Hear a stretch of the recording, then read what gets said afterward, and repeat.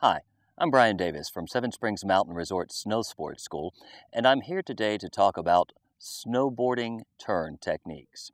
For this, you're going to need a snowboard.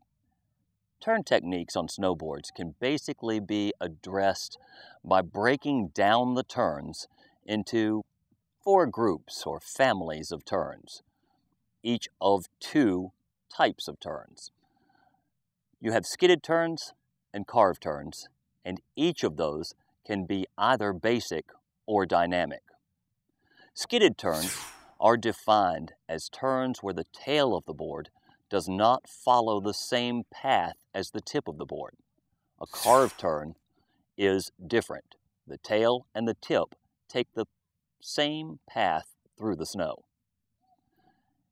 To apply dynamic versus basic to each of those turns, you can use the definitions of the body following essentially the same path as the board, or the center of mass following essentially the same path as the board on a basic turn, and the center of mass following a significantly different path than the board on a dynamic turn.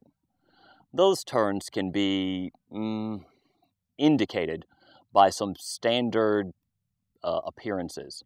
Carved turns, generally leaving sharp marks in the snow and not making a bunch of snow spray. Skidded turns, leaving snow spray and making smeared out marks in the snow. Dynamic turns, marked by very much activity in the joints of the body, the legs, the ankles, and the hips being very, very bendy and very flexible. And basic turns may be looking slightly more rigid, and maybe looking like the body and the board are really one uniform hunk of material that all moves in the same place at the same time. Those are turn types, and they can definitely be applied to your turn techniques when you're snowboarding.